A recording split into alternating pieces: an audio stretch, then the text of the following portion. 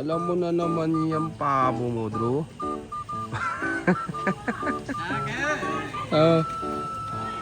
Taba. Patingin, ano yan, yung babae? Nangingitlog yan. Ay, yung lalaki. Oh. Tinatapat mo pa sa manok ni tatay. Ayun yung lalaki. Yung laki, grabe ito mga umechas, oh. Oh. Kundi yung mga pabo mo, ah. Ayun yung lalaki. Oh, yung pabo niya. Dinala mo na naman yung pabo mo. Oh. Parehas sila, may palong ng manok, oh. Tignan mo, ayun, oh. Oh. Ha? Malaki na? Nasa itlog niyan. Nabasa? Yari ka na naman. Palo ka na naman. Hindi, oh. Hoy, wag mo ganyan na. Huwag mo ginaganyan. Ya, kahit mo nga doon, kahit mo nga. Oh. Wag. Wala.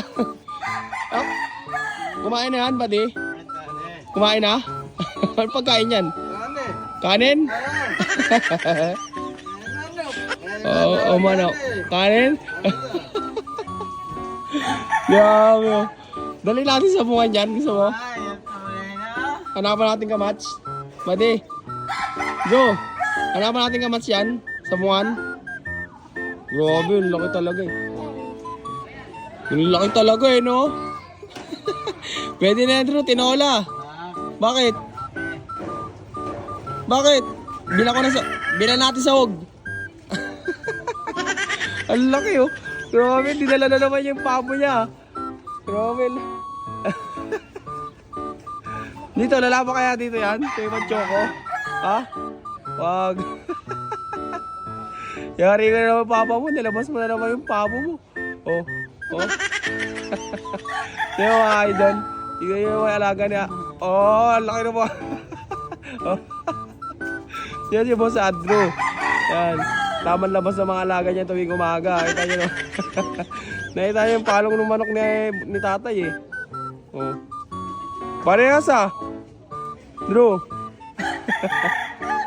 Naku yari, mama mo yun oh. Palo ka naman, makita hawak mo na naman yung pabo. Nasa yung dalawang babae?